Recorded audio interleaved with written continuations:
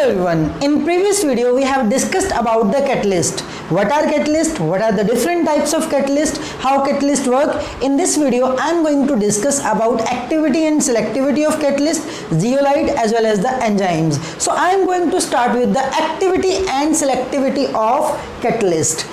Activity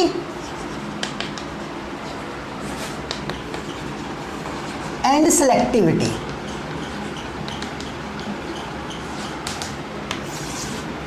बेटा activity क्या होती है, सिलेक्टिविटी क्या होती है? एक्टिविटी क्या है? ठीक है, आपकी एक्टिविटी क्या है? आपकी एक्टिविटी है कुछ मत ही करना ना, ठीक है, किसी की सिरदर्दी बन जाना, न्यूसेंस क्रिएट करना, ये आपकी एक्टिविटी है, ये आपका काम है। ठीक है, कैटलिस्ट का काम हम सबको पता है, कैटलिस्ट का काम हम सबको पता है। ठीक है, और वो अपने काम के लिए जाना जाता है। वो किस काम के लिए जाना जाता है? वो जाना जाता है रिएक्शन की स्पीड को इंक्रीज करने के लिए ज़्यादातर। अब वो रिएक्शन की स्पीड को कितना इंक्रीज करता है, वो रिएक्शन की स्पीड को कितना इंक्रीज करता है, कितने फोल्ड इंक्रीज करता है, कितना रिएक्शन की स्पीड को इंक्रीज करता है, कितने टाइम्स रिएक्शन की स्पीड को इंक्रीज करता है, उसको क्या बोलेंगे बेटा? एक्टिविटी बोलेंगे। क्या बोलेंगे? एक्टिविटी बोलेंगे।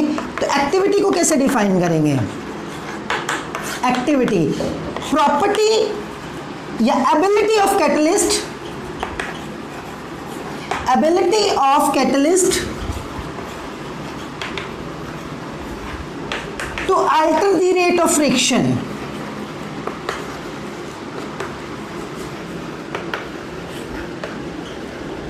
हम रिएक्शन के अंदर कैटलिस्ट इसीलिए डालते हैं कि वो रिएक्शन की स्पीड को चेंज करे और मोस्ट प्रोबेबली क्या करे? इंक्रीज करे। उस कैटलिस्ट की कितनी कैपेबिलिटी है रिएक्शन की स्पीड को इंक्रीज करने की, कितने टाइम तक वो रिएक्शन की स्पीड को इंक्रीज कर सकता है, कितने मल्टीपल तक वो रिएक्शन की स्पीड को इंक्रीज कर सकता है, वो क्या कहलाता है बेटा? Activity of catalyst. क्या कहलाता है? Activity of catalyst. अगर आपने ध्यान दिया हो, ठीक है, तो अपन ज्यादातर जो कैटलिस्ट यूज करते हैं ना बेटा, वो यूज कौन से करते हैं? कॉपर कर लिया, कोबाल्ट कर लिया, निकल कर लिया, प्लेटिनम कर लिया, प्लेटियम कर लिया। ठीक है, तो ये ग्रुप नंबर 7 से 9 पीरियोडिक टेबल का ग्रुप नंबर 7 से 9 जो है, उसके जो एलिमेंट्स हैं उसमें कैटालिटिक प्रॉपर्टीज बहुत रहती हैं। मैक्सिमम कैटालिटिक प्रॉपर्टी है बेटा, शो करते हैं कौन सा? ग्रुप 7 से 9। इसकी डिटेल्स क्या है डी एंड एफ ब्लॉक में स्टडी करेंगे। लेकिन एक कैटलिस्ट को अपनी एक्टिविटी शो करने के लिए क्या चीजें शो करनी होंगी बेटा? पहले तो जो बेसिक है इस चैप्टर के हिसाब से अपन को समझना है क्या है। ठीक है, कैटलिस्ट के सरफेस पे आके रिएक्टेंट मॉलिक्यूल ने एब्जॉर्ब होना है। ठीक है, क्या होना है बेटा? एब्जॉर्ब होना है। यानी कि कैटलिस्ट की एक्टिविटी एक्सटेंट ऑफ एब्जॉर्प्शन पे डिपेंड करने वाली है। किस पे? एक्सटेंट ऑफ एब्जॉर्प्शन पे डिपेंड करने वाली है। जो कैटलिस्ट की एक्टिविटी है वो किस पे डिपेंड करने वाली है? एक्सटेंट ऑफ एब्जॉर्प्शन पे। अब ये एक्सटेंट ऑफ एब्जॉर्प्शन का क्या मतलब है? किस हद तक वो जाके एब्जॉर्ब होगा। ठीक है, अगर एब्जॉर्प्शन बहुत वीक है, अगर एब्जॉर्प्शन क्या है बेटा? बहुत वीक है। वीक एब्जॉर्प्शन का क्या मतलब है? वीक एब्जॉर्प्शन का मतलब है रिएक्टेंट आएंगे साथ के साथ उतर जाएंगे। ठीक है, सरफेस है उस पर रिएक्टेंट आए, एक्टिवेटेड कॉम्प्लेक्स बना, एक्टिवेटेड कॉम्प्लेक्स बनने के बाद प्रोडक्ट बना। क्या बना? प्रोडक्ट बना। क्या हुआ? रिएक्टेंट आते ही उतर गए। अरे भाई टाइम तो दे दो। किसके लिए? एक्टिवेटेड कॉम्प्लेक्स बनने के लिए। एक्टिवेटेड कॉम्प्लेक्स कब बनता है? जब एक्टिवेशन एनर्जी मिलती है। ठीक है, हमने इतना टाइम दिया ही नहीं। क्यों? क्योंकि वो वीकली एब्जॉर्ब थे। ठीक है, अब रिएक्शन करनी है, पहले फूंक मार के वो गए वहां से, यानी कि एब्जॉर्ब हुए ही नहीं प्रॉपरली। एक्सटेंट ऑफ एब्जॉर्प्शन बहुत वीक है। अगर एक्सटेंट ऑफ एब्जॉर्प्शन बहुत वीक है तो एब्जॉर्प्शन हुआ नहीं, एब्जॉर्प्शन हुआ नहीं तो वहां से उतर जाएंगे। वो वहां से क्या करेंगे बेटा? उतर जाएंगे। तो अब क्या करें? अब क्या करें? ठीक है, दूसरा क्या रहता है बेटा?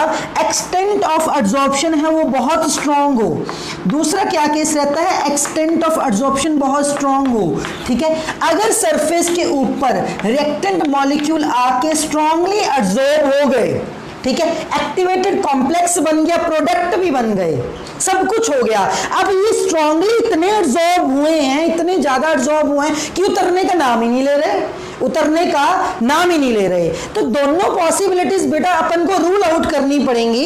फर्स्ट पॉसिबिलिटी क्या है, जो एक्सटेंट ऑफ एब्जॉर्प्शन बहुत कम है, एक्सटेंट ऑफ एब्जॉर्प्शन में क्या है बेटा, रिएक्शन पॉसिबल ही नहीं है। अगर एक्सटेंट ऑफ एब्जॉर्प्शन बहुत कम है तो रिएक्शन पॉसिबल ही नहीं है। अगर एक्सटेंट ऑफ एब्जॉर्प्शन बहुत ज्यादा है, अगर एक्सटेंट ऑफ एब्जॉर्प्शन बहुत ज्यादा है तो वहां क्या है, प्रोडक्ट बनने के बाद प्रोडक्ट उतरेगा नहीं, ठीक है, वो वहीं पे चिपका रहेगा।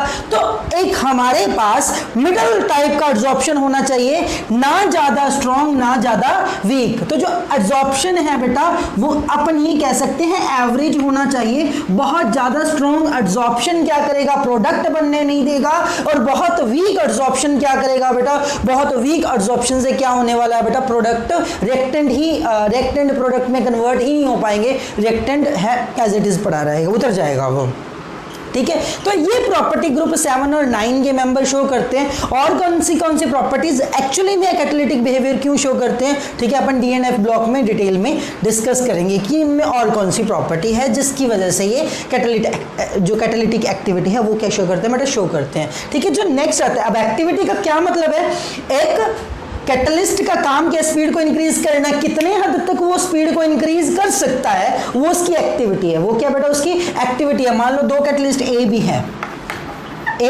है, सेम रिएक्शन को कैटलाइज कर रहे हैं, वैसे ऐसे कम होते हैं पर मान लो सेम कैटलाइज को कर रहे हैं, ठीक है। इसकी प्रेजेंस में रिएक्शन 1 घंटे में हो रही है, इसकी प्रेजेंस में रिएक्शन 10 मिनट में हो रही है। इसका क्या मतलब है, B catalyst is more active than A, यही तो काम है कैटलिस्ट का, ability of catalyst to alter the rate of reaction, जो रेट ऑफ रिएक्शन को क्या करने की बेटा, अल्टर करने की जो एबिलिटी है वो क्या है बेटा, एक्टिविटी। तो फिर सेलेक्टिविटी क्या है, क्या बेटा सेलेक्टिविटी,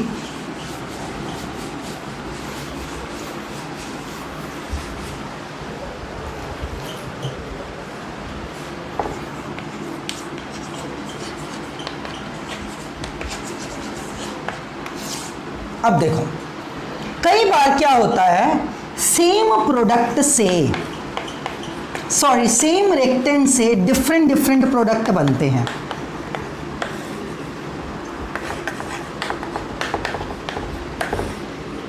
सेम रिएक्टेंट से क्या करते हैं बेटा, डिफरेंट प्रोडक्ट बनते हैं।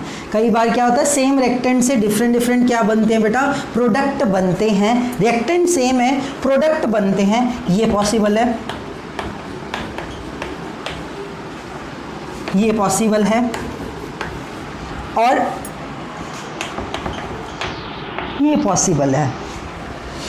ये रिएक्शन 3 पॉसिबल है, 3 अलग अलग प्रोडक्ट बनते हैं, 3 अलग अलग प्रोडक्ट बनते हैं। एक्चुअली जब रियलिटी में ये होता है मिक्सचर बन जाता है, क्या बन जाता है बेटा, मिक्सचर बन जाता है। अब सिलेक्टिविटी क्या है, ठीक है, हमें ये चाहिए।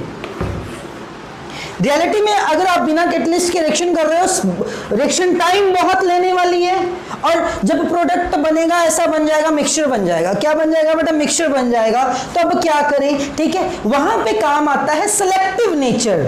सिलेक्टिव नेचर का क्या मतलब है बेटा, जब आपके पास वैरायटी अवेलेबल हो and you will have to choose only one, you will have to choose only one. मेरे पास आपकी क्लास है, अगर आप मेरे को कह दो कि सिलेक्ट 1 स्टूडेंट, यू नो मैं कौन सा एक चूज करूंगा, किसी और टीचर को कहो कि चूज 1 स्टूडेंट, शायद वो कोई और स्टूडेंट सेलेक्ट करे, किसी और टीचर को कहो चूज 1 स्टूडेंट, शायद कोई और टीचर स्टूडेंट को सिलेक्ट करे। Same is the process. आपके पास अलग अलग रिएक्टेंट है, सेम रिएक्टेंट है, और प्रोडक्ट का मिक्सचर बन रहा है। प्रोडक्ट का क्या बन रहा है बेटा, मिक्सचर बन रहा है, ठीक है। मुझे तो एल्डिहाइड चाहिए, क्या चाहिए बेटा, एल्डिहाइड चाहिए, ठीक है। इस केस में हाइड्रोकार्बन बन रहा है, इस केस में एल्डिहाइड बन रहा है, इस केस में क्या बन रहा है, अल्कोहल बन रहा है। तो सिलेक्टिविटी क्या है, एबिलिटी ऑफ कैटलिस्ट। मुझे पर्टिकुलर चाहिए, मुझे क्या चाहिए, पर्टिकुलर। जैसे टीचर हर स्टूडेंट को अलग अलग सिलेक्ट कर रहे हैं, वैसे ही ये है ability of catalyst to yield particular product.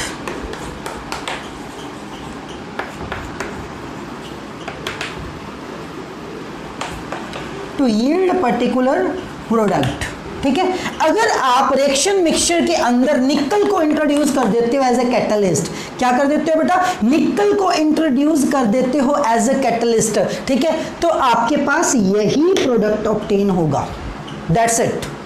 ये नहीं होंगे तो इतनी कम अमाउंट में होंगे दैट कैन बी निग्लेक्टेड। तो अगर निकल की ये सिलेक्टिविटी है, ठीक है, अगर इसके साथ निकल चला गया तो मीथेन ही बनेगा। क्या बनेगा? मीथेन ही बनेगा, ठीक है, ना तो फॉर्मेल्डिहाइड की फॉर्मेशन होगी ना मीथेनॉल की फॉर्मेशन होगी, ठीक है। ये क्या है? सिलेक्टिविटी। जब मिक्सचर अवेलेबल था, जब वैरायटी पॉसिबल थी, ये इसके साथ स्टैंड ओवर ले गया, मैं इसी के साथ खड़ा हूं, बस मैं तो यही बनाऊंगा। जब डिफरेंट पॉसिबिलिटी हो, ठीक है। अब बेटा दो चीजें होती हैं। सेलेक्टिविटी क्या होती है, ठीक है, आपको अपनी पसंद के अकॉर्डिंग एक चीज को सिलेक्ट करना है, ठीक है। तो निकल ने क्या किया, ठीक है, बहुत ज्यादा आपके पास अपॉर्चुनिटी है, बहुत ज्यादा अवेलेबिलिटी है, but you will have to select only one. Nickel के पास 3 अवेलेबिलिटी थी, मीथेन, फॉर्मेल्डिहाइड, मेथेनॉल, ठीक है। तो जब निकल डाला तो ये बना मीथेन। क्या बना बेटा? मीथेन। और जब अपन प्रैक्टिकली क्या देखते हैं बेटा, प्रैक्टिकली जब अपन कॉपर डाल के देखते हैं, क्या डाल के देखते हैं? कॉपर डाल के देखते हैं तो अपने पास फॉर्मेल्डिहाइड बनता है। क्या बनता है? फॉर्मेल्डिहाइड। जब अपन प्रैक्टिकली मीथेनॉल डाल के देखते हैं, क्या डाल के देखते हैं बेटा? सॉरी, मीथेनॉल बोल रहा हूं, zinc oxide, copper, chromium trioxide, ठीक है, इसको एज ए कैटलिस्ट डालते हैं तो हमारे पास बेटा मीथेनॉल बनता है। Ability of catalyst to yield particular product, catalyst की एबिलिटी वो एक ही प्रोडक्ट को क्या करे बेटा? यील्ड करे। That is called as what? That is called as the selectivity of catalyst. I think this is not much tough topic, ठीक है। तो ये क्या है बेटा? बट ये रिएक्शंस आपको एज इट इज तीनों की तीनों रिमेंबर रखनी पड़ेंगी। Why so? क्योंकि सीधा आ जाता है give examples to show selectivity of catalyst, ठीक है। तो आपको एग्जांपल्स जनरल एग्जांपल मत देना ना मेरी तरह ए बी गिविंग सी, ठीक है, कैटलिस्ट वाई जेड, है ना। तो नहीं, आपको एक स्टैंडर्ड एग्जांपल देनी पड़ेगी और यही 3 एग्जांपल हैं जो अपनी बुक में इंकलकेटेड है, ठीक है। तो आप इसको ध्यान से पढ़ लेना, ठीक है। तो ये है बेटा सिलेक्टिविटी ऑफ कैटलिस्ट। कौन सा? सिलेक्टिविटी ऑफ कैटलिस्ट, ठीक है। आगे मूव करते हैं।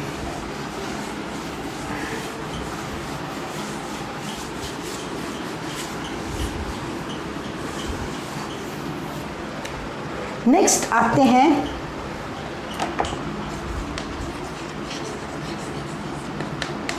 जियोलाइट्स। ये जियोलाइट्स क्या होते हैं बेटा? शेप सिलेक्टिव कैटलिस्ट होते हैं।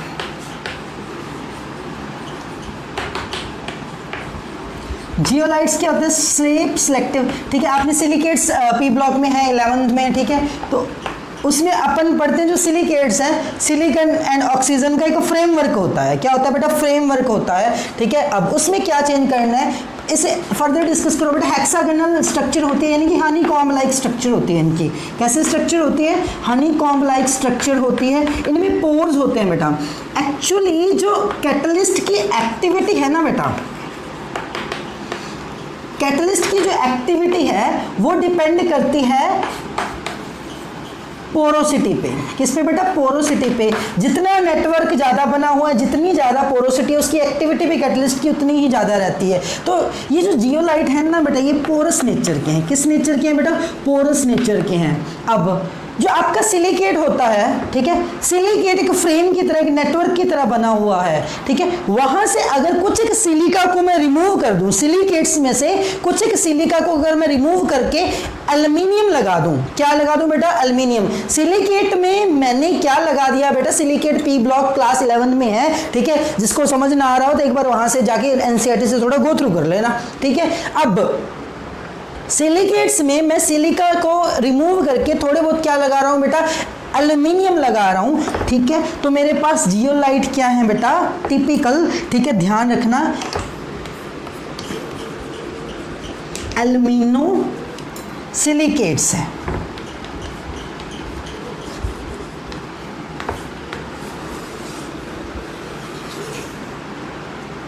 ठीक है। अब ये इसकी प्रॉपर्टीज हैं। ये क्या है बेटे? इसकी प्रॉपर्टीज हैं, और जो इनकी प्रॉपर्टीज हैं, यही प्रॉपर्टीज इसकी डेफिनेशन को कंप्लीट कर जाएंगी। क्या कर जाएंगी बेटा? डेफिनेशन को कंप्लीट कर जाएंगी। एज इट इज डेफिनेशन आप बना सकते हो। है क्या ये? केमिकली क्या है ये? These are aluminosilicates. These are aminosilicates having honeycomb-like structure, behave as a shape-selective catalyst. क्या है ये? एल्युमिनोसिलिकेट है। क्या है बेटा? ये एल्युमिनोसिलिकेट है, ठीक है। These are aminosilicates having honeycomb-like structure, behaving as a shape-selective catalyst. तो इन प्रॉपर्टीज से मैं क्या लिख लूँ बेटा? इसकी डेफिनेशन लिख लूँ।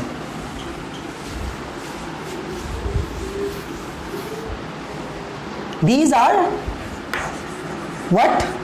These are aluminosilicates having honeycomb like structure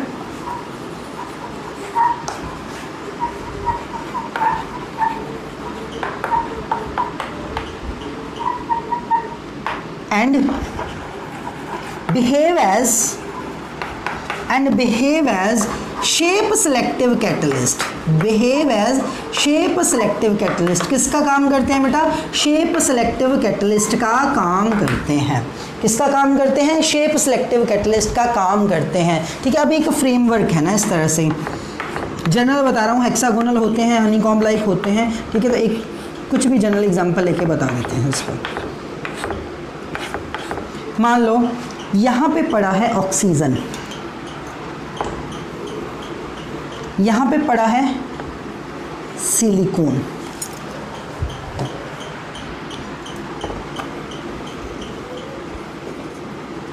यहाँ पे पड़ा है ऑक्सीजन, ठीक है, यहाँ पे पड़ा है सिलिकॉन.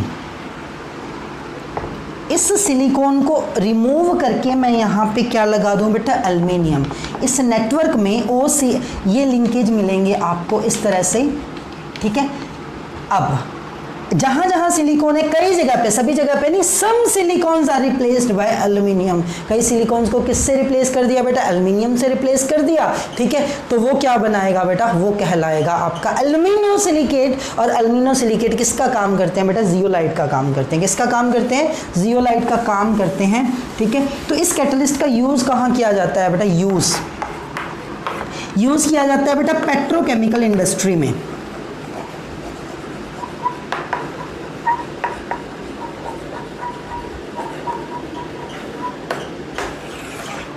यूज कहाँ किया जाता है बेटा? इनका पेट्रोकेमिकल इंडस्ट्री में यूज किया जाता है. ठीक है, एक कैटलिस्ट है बेटा ZSM5. क्या बेटा? ZSM5 है. ठीक है, तो अगर अल्कोहल से गैसोलीन बनानी है, पेट्रोल बनाना है, अल्कोहल से क्या बनाना है बेटा? गैसोलीन बनानी है, पेट्रोल बनाना है. ठीक है, और अपन को पता है ये क्या है बेटा? हाइड्रोकार्बन. ये क्या है? हाइड्रोकार्बन है. ठीक है, तो इसके लिए जो कैटलिस्ट यूज होता है वो कौन सा होता है बेटा? ZSM5. ठीक है, तो ZSM5 क्या है? एक जियोलाइट है. ZSM5 क्या है बेटा? एक जियोलाइट है. Getting what I am saying? Next जो है अपना टॉपिक वो है बेटा एंजाइम्स. कौन सा? एंजाइम्स. अब एंजाइम्स क्या होते हैं?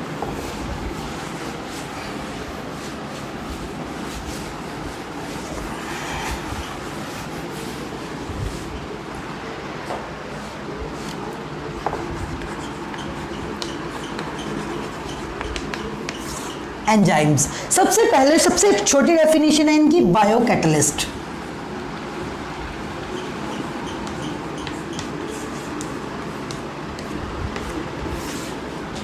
Bio catalyst. बायो कैटलिस्ट का क्या मतलब है? दीज आर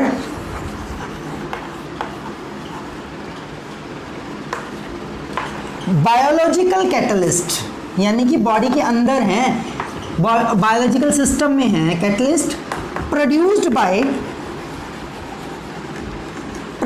कहां से प्रोड्यूस होंगे? बॉडी के अंदर. कौन प्रोड्यूस करेगा? Living cells. Produced by living cell. इनको कौन प्रोड्यूस करता है बेटा? लिविंग सेल प्रोड्यूस करते हैं. कौन प्रोड्यूस करते हैं? Living cell. And promotes biological या प्रमोट्स रिएक्शन इनसाइड बॉडी.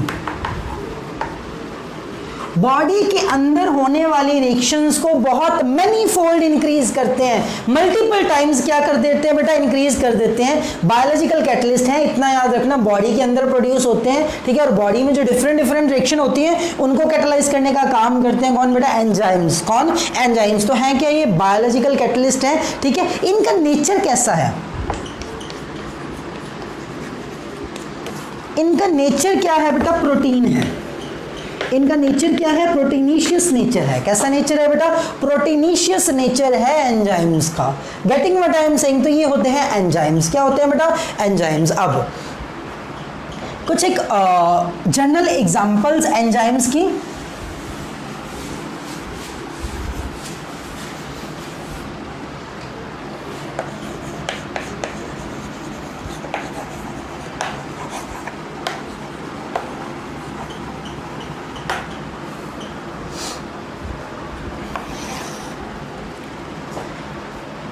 आपके पास ये लगा लो कि ग्लूकोज है, ठीक है, ग्लूकोज को आपने इथेनॉल में कन्वर्ट करना है। किसमें बेटा? इथेनॉल में आपने ग्लूकोज को क्या करना है? कन्वर्ट करना है, ठीक है। तो उसके लिए क्या बेटा? उसके लिए, ठीक है, आपके पास क्या रहेगा? जाइमेज एंजाइम रहेगा। कौन सा एंजाइम रहेगा बेटा? जाइमेज एंजाइम रहेगा। अगर आपके दिमाग में हो, ठीक है, तो आप नोट करोगे कि ये रिएक्शन फर्मेंटेशन रिएक्शन है। कौन सी रिएक्शन है बेटा? फर्मेंटेशन रिएक्शन है। ग्लूकोज को किस में कन्वर्ट करने का काम करती है? इथेनॉल का, ठीक है। और वो किसकी प्रेजेंस में होता है बेटा? जाइमेज की प्रेजेंस में होता है। किसकी प्रेजेंस में होता है? जाइमेज की प्रेजेंस में होता है, ठीक है। सिमिलरली आपके पास स्टार्च है, स्टार्च को आपने मान लो माल्टोज में कन्वर्ट करना है। किस में कन्वर्ट करना है बेटा? माल्टोज में, ठीक है। माल्टोज और सुक्रोज का फॉर्मूला सेम होता है, कॉम्पोजिशन अलग अलग होती है, ठीक है। स्टार्च को आपने किस में कन्वर्ट करना है बेटा? माल्टोज में, ठीक है। तो उसके लिए जो एंजाइम है वो माल्टेज रहेगा। क्या रहेगा? माल्टेज रहेगा, ठीक है। एक कैरेक्टरिस्टिक जो मैंने आपको बाद में भी डिस्कस करना है, पहले भी कर देता हूं बेटा, एंजाइम स्पेसिफिक होते हैं, एक पर्टिकुलर, ये नहीं इसको जाइमेज में डाल दो तो सेम रिएक्शन हो जाएगी ना। जाइमेज तो इसी के साथ ही काम करेगा, माल्टेज इसी के साथ ही क्या करेगा बेटा? काम करेगा, ठीक है। तो एंजाइम का स्पेसिफिक नेचर होता है ना जी, मैं तो इतना ही लूंगा और यही काम करूंगा, अदरवाइज मैं तो नहीं करूंगा। तो होता है स्पेसिफिक नेचर। कौन सा नेचर बेटा? स्पेसिफिक नेचर, ठीक है। तो माल्टेज की प्रेजेंस में ये किस में कन्वर्ट होता है बेटा? ठीक है, जो स्टार्च है आपका वो किस में कन्वर्ट हो जाता है? माल्टोज में कन्वर्ट हो जाता है, ठीक है। अब माल्टोज आपको पता है, मैंने बायोमोलिक्यूल्स में आपको पढ़ाया था, ठीक है। माल्टोज को ग्लूकोज एंड फ्रक्टोज में कन्वर्ट करने के लिए अपन को क्या चाहिए? माल्टोज को ग्लूकोज एंड फ्रक्टोज में कन्वर्ट करने के लिए अपन को क्या चाहिए? ठीक है, maltose, sorry I am saying wrong, ठीक है, आई एम रियली सॉरी, कि माल्टोज की कंपोजिशन क्या है बेटा? ग्लूकोज। क्या है बेटा? Glucose. Getting what I am saying, ठीक है। तो माल्टोज को ग्लूकोज मॉलिक्यूल्स में अगर कन्वर्ट करना है, ठीक है, किसमें बेटा? ग्लूकोज में। माल्टोज किससे बनता है बेटा? ग्लूकोज से बनता है, ठीक है। तो उसके लिए जो एंजाइम चाहिए बेटा, sorry I have written a wrong बेटा, ये एंजाइम यहाँ जो रिक्वायर्ड है बेटा वो है डायस्टेज। कौन सा? डायस्टेज, ठीक है। माल्टोज को ग्लूकोज में कन्वर्ट करना है तो अपन को चाहिए बेटा माल्टेज। कौन सा एंजाइम चाहिए बेटा? माल्टेज। माल्टोज को आपने अगर ग्लूकोज में कन्वर्ट करना है तो आपको कौन सा चाहिए बेटा? माल्टेज, ठीक है बेटा। अब लैक्टोज, सेम फॉर्मूला होता है बेटा लैक्टोज का।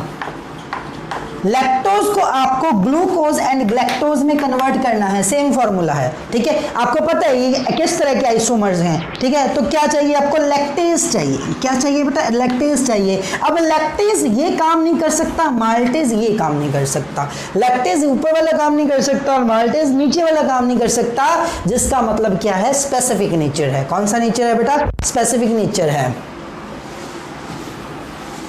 अब कुछ और एग्जाम्पल भी हैं। कैसे?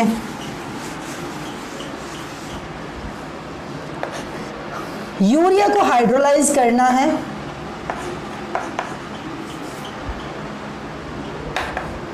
जनरल लिख देता हूं, हाइड्रोलिसिस ऑफ यूरिया। तो होगा किसमें? वो अमोनिया में, कार्बन डाइऑक्साइड में, है ना, ठीक है। कैसे? ठीक है, रिएक्शन लिखनी है तो रिएक्शन लिख लो।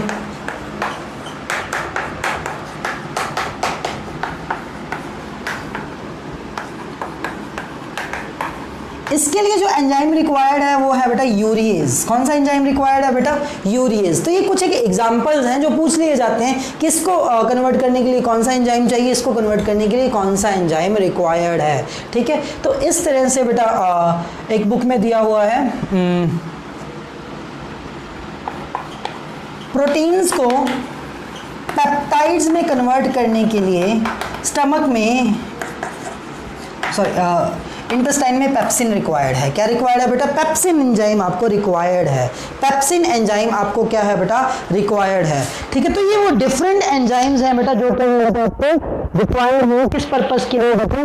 कन्वर्जन के लिए, ठीक है, एक सब्सटेंस से दूसरे सब्सटेंस में, ठीक है। तो ये जो पेप्सिन है बेटा स्टमक में रिक्वायर्ड है, ठीक है। तो नेक्स्ट आपके पास जो नेक्स्ट आता है वो है अपन कह सकते हैं मिल्क को कर्ड में कन्वर्ट करने के लिए, मिल्क को कर्ड में कन्वर्ट करने के लिए जो रिक्वायर्ड है वो है आपका बेटा लैक्टोबैसिलाई।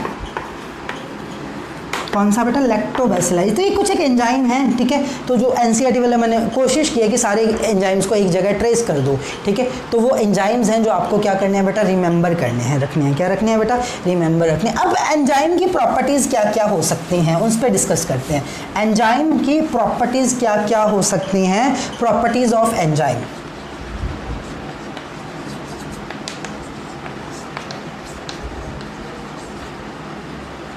पहला हाईली स्पेसिफिक है। हाईली स्पेसिफिक का क्या मतलब जी? जो आपका माल्टेज है ना, वो माल्टोज को ही ग्लूकोज में कन्वर्ट करेगा, माल्टोज को ही ग्लूकोज में कन्वर्ट करेगा। अगर आपको लैक्टोज को ग्लूकोज में कन्वर्ट करना है ना, ठीक है, अगर आप माल्टेज डाल रहे हो, सर माल्टेज क्या डाल रहे हो बेटा? माल्टेज डाल रहे हो, आपको लैक्टोज को ग्लूकोज में कन्वर्ट करना है, डाल रहे हो माल्टेज, ठीक है। तो ये कतई पॉसिबल नहीं है, ये पॉसिबल ही नहीं है बेटा। माल्टोज को ग्लूकोज में कन्वर्ट करने के लिए माल्टेज सही है, लैक्टोज को ग्लूकोज में कन्वर्ट करने के लिए लैक्टेज ही रिक्वायर्ड है, ग्लूकोज प्लस लैक्टोज, ठीक है, लैक्टेज ही रिक्वायर्ड है, ठीक है। माल्टेज काम नहीं करने वाला, माल्टेज काम नहीं करने वाला मींस जो काम जिसका है वही करेगा, अपना काम खुद करो। ये क्या नेचर है बेटा? ये हाई स्पेसिफिक नेचर है, ठीक है। एक्टिविटी बहुत ज्यादा है, वेरी हाई एक्टिविटी है। क्या है बेटा? वेरी हाई एक्टिविटी है। इसका क्या मतलब है? ये रिएक्शन की स्पीड को 10⁸ to 8 to 10⁸ to 20 टाइम बढ़ा सकते हैं। इतना टाइम मल्टीप्लाई करो, ठीक है, यानी कि बम भी बुला देंगे। रिएक्शन की स्पीड जब इंक्रीज करते हैं बेटा, मैनीफोल्ड ये रिएक्शन की स्पीड को क्या कर देते हैं बेटा? इंक्रीज कर देते हैं। क्या कर देते हैं बेटा? इंक्रीज कर देते हैं। थर्ड,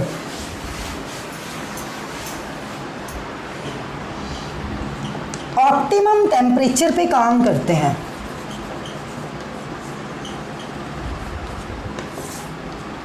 ऑप्टिमम टेम्परेचर पे काम करते हैं, जो कि बॉडी टेम्परेचर पे काम करते हैं अपने। और बॉडी टेम्परेचर कितना है? 37 डिग्री सेल्सियस। कितना है? 37 डिग्री सेल्सियस। ऑप्टिमम ही पीएच पे काम करते हैं।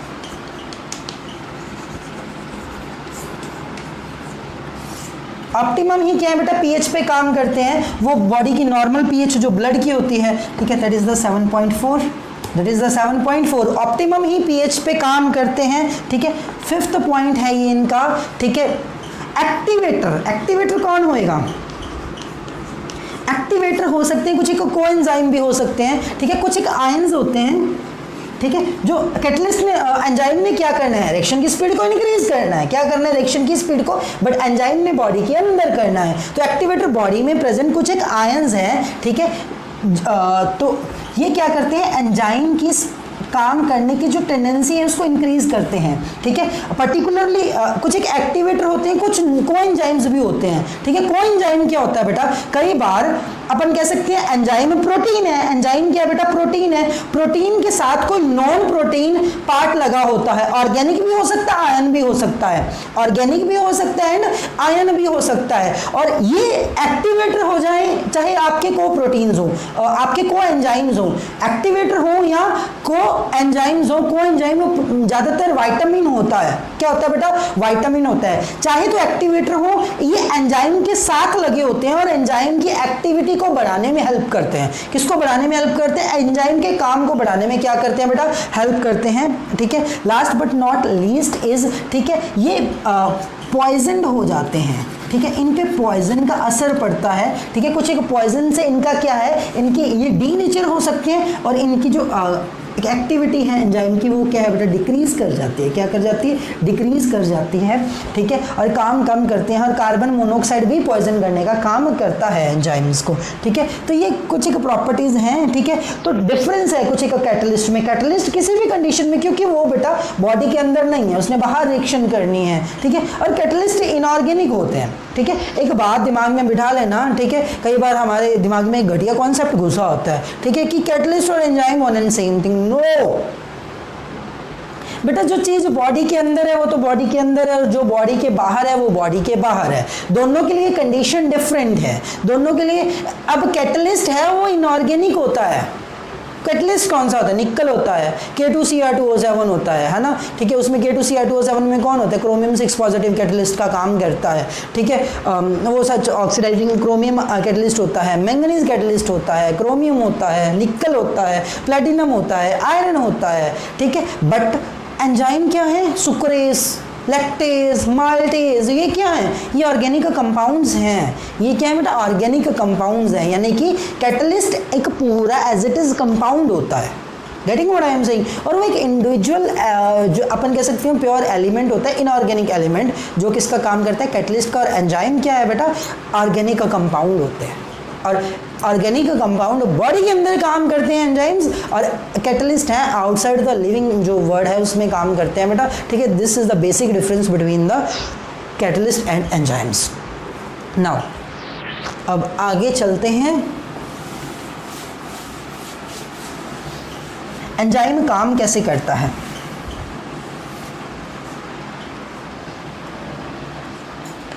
Action of enzymes. एक ही आपकी थ्योरी है लॉक एंड की हाइपोथेसिस, वो मैं आपको समझा देता हूं, ठीक है। मान लो ये आपका कैटलिस्ट है,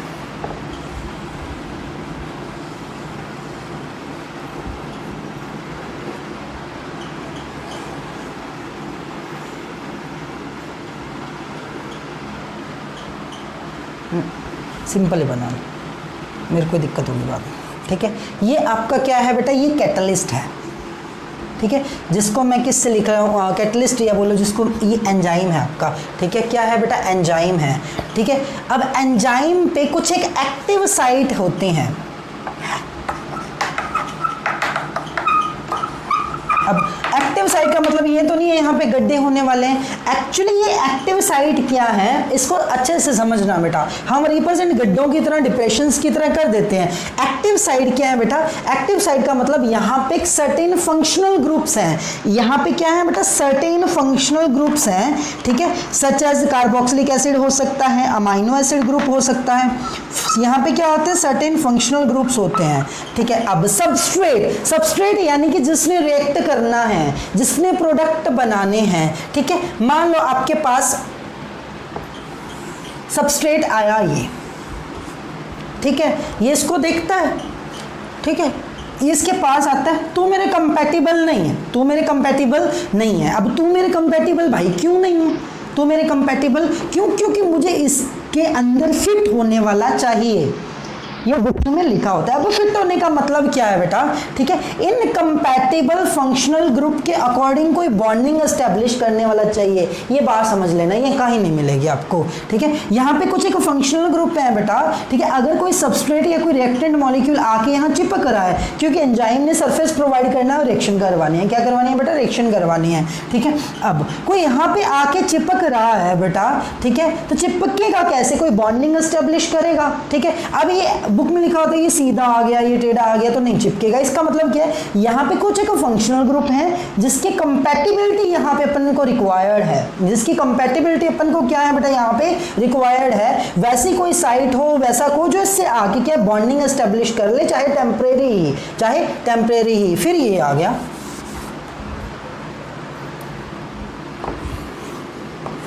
ये इसकी तरफ मूव कर गया, ना ना ना ना ना ना, बात ही नहीं बन रही। कंपैटिबिलिटी नहीं है क्योंकि शेप डिफरेंट है। शेप डिफरेंट होने का मतलब ये नहीं होता कि कोई अंदर बॉडी के अंदर कोई ऐसा हवाई जहाज घूम रहे हैं। एक्चुअली शेप डिफरेंट होने का मतलब भी वही है कि हमें यहाँ की कंपैटिबल कोई चीज़ चाहिए जो यहाँ पे बॉन्डिंग एस्टेब्लिश कर ले। अब इसकी ये देखो, अब आते हैं हमारे भाई साहब, ये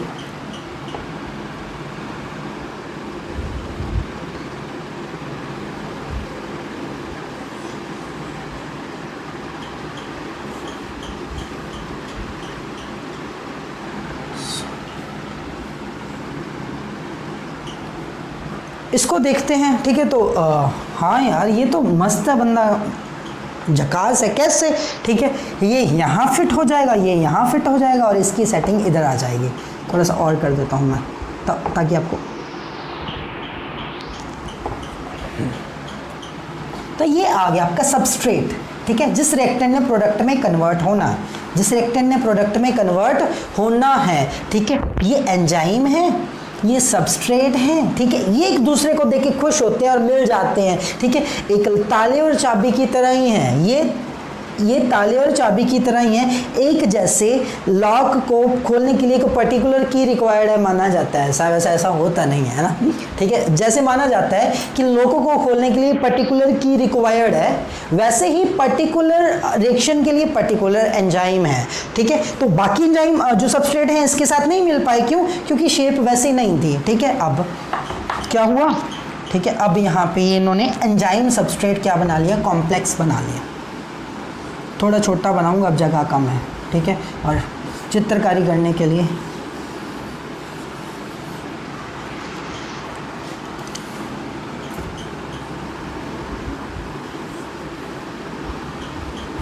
ये क्या बन गया बेटा? ये आपके पास बन गया enzyme substrate complex. Enzyme substrate complex बन गया ये। ठीक है, E+S इक्विलिब्रियम में ES, ये उतर भी सकता है ना। क्या बन गया? Enzyme plus substrate enzyme. ठीक है, अब ये एंजाइम सबस्ट्रेट से क्या बन जाएगा बेटा? प्रोडक्ट बन जाएगा। क्या बन जाएगा? प्रोडक्ट बन जाएगा। ठीक है, कैसे?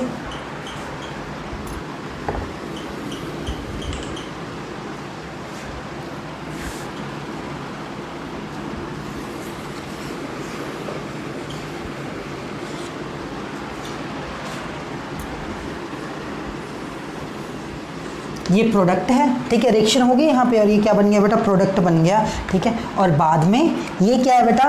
Enzyme as it is separate हो जाएगा। ठीक है, और प्रोडक्ट है वो क्या हो जाएगा बेटा? जिस भी फॉर्म में है वो क्या हो जाएगा बेटा? सेपरेट हो जाएगा। प्रोडक्ट क्या है वो क्या हो जाएगा बेटा? सेपरेट हो जाएगा। This is how surface provide किया। क्या प्रोवाइड किया? सरफेस। ठीक है, बट ये ध्यान रखना यहाँ पे एक्टिव साइड पे पॉलीफंक्शनल ग्रुप हो सकते हैं, एक से ज़्यादा फंक्शनल ग्रुप भी क्या है बेटा? हो सकते हैं। This was all about enzymes और नियरली 50% चैप्टर कंप्लीट हो चुका है। ठीक है, नेक्स्ट वीडियो में स्टार्ट करेंगे बेटा about colloidal solution. Thank you and have a nice day.